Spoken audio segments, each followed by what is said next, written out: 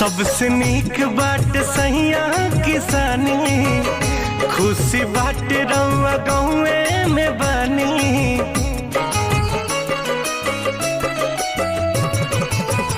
सबसे नीक बाट सहिया किसानी, खुशी बाट रउआ घरवे में बानी।